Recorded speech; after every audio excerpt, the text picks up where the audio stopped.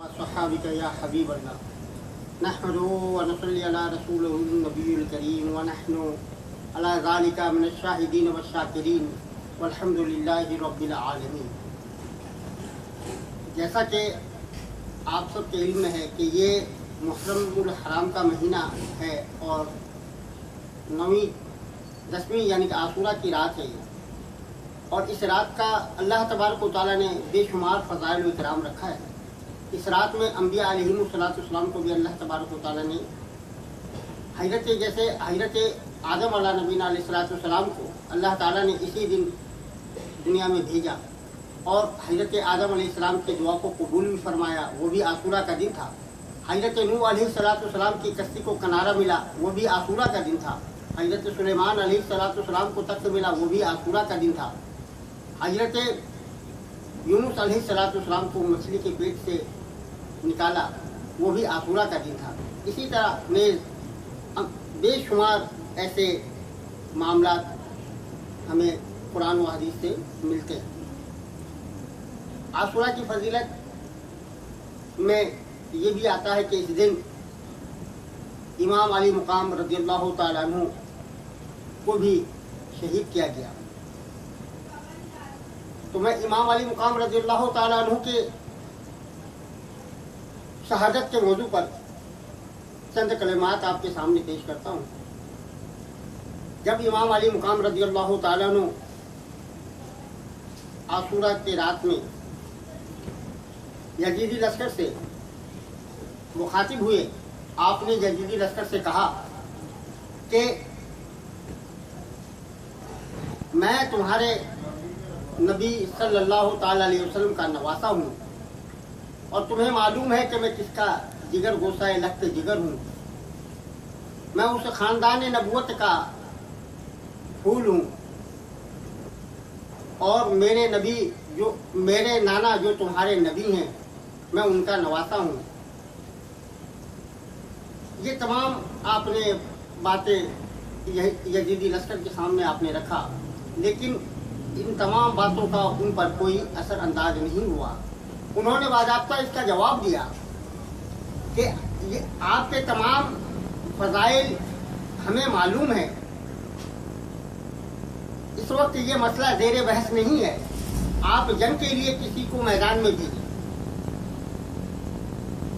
हज़रत इमाम रज़ियल्लाहु ताला ने फरमाया कि मैं हुज्जतें ख़त्म करना चाहता हूँ ताकि जंग को दफा करने की तदबीर में से मेरे तरफ से कोई तदबीर ना रह जाए, और जब तुम मजबूर करते हो तो मुझको तलवार उठाना ही पड़े। इसी तरह गुफ्तगू जारी थी कि एक हनूज गुफ्तगू हो ही रही थी कि वायदा में से एक शख्स घोड़ा दौड़ाकर सामने आया जिसका नाम मालिक बिन उर्वा था। जब उसने देखा कि लश्कर इमाम के गिर्द खंदक में आग जल रही है और शोले बुलंद हो रहे हैं और इस तदबीर से अहले खेमा की हिफाजत की जाती है, तो उस गुस्ताख बातिन ने हज़रत इमाम रज़ियल्लाहु ताला अन्हु के खेमे की तरफ आया और कहा, ए हुसैन, तुमने वहां के आग के बदले यहाँ आग जला लिया। हज़रत इमाम अली मुकाम रज़ियल्लाहु ताला अन्हु ने इस बात को सुना तो हज़रत इमाम के साथ एक शख्स जो इमाम के ग्रोह में था, जिनका नाम मुस्लिम बिन ओसुजा को, उन्होंने उनको ये कलमात बहुत नागवार गुजरा। उन्होंने हज़रत इमाम रज़ियल्लाहु ताला अन्हु से बदज़बान के मुंह पर तीर मारने की इजाज़त मांगी चाहिए, मगर इमाम ने सब्र और तहम्मुल और तक़वा और रास्तबाजी और अदालत और इंसाफ का एक अजीम उल मिसाल मंजर है कि ऐसी हालत में भी जंग के लिए मजबूर किए गए थे, खून के प्यासे तलवारें खींचे हुए जान के ख्वाह थे, बेवाकों के कमाल बेअदबी और गुस्ताखी से ऐसे कलमा कहा और एक जानिसार उसके मुंह पर तीर मारने की इजाज़त चाहा, तो उस वक्त अपने जज्बात पर काबू करते हुए तेज में नहीं आए। फरमाए कि खबरदार मेरी तरफ से कोई जंग की इब्तदा ना करना। इस खुनारेजी का वहाँ आधा ही के गर्दन पर रहे और हमारा अमल इक़दाम से आलूदा ना हो, लेकिन तेरे जुर्रत के कल्ब का मरहम, तेरे जुर्रत का कल्ब का मरहम भी मेरे पास है और तेरे सोज़े जिगर की तशफ़ी की भी तदबीर रखता हूँ। अब तू देख, ये फरमाकर दस्ते दुआ दराज फरमाई। यानी कि इमाम ये बात अपने रफ़का को कह के अब तू देख, और आपने दोनों हाथ मुबारक अल्लाह तबारक व तआला के बारगाह में दुआ के लिए उठाया और फरमाने लगे, बारगाह इलाही अज़्ज़ा वजल में अर्ज़ किया, या रब्बी अज़्ज़ा वजल, आज़ाब नार से कबल इस गुस्ताख को दुनिया में आग से आज़ाब में मुब्तला कर। इमाम रज़ी अल्लाह तआला अन्हु का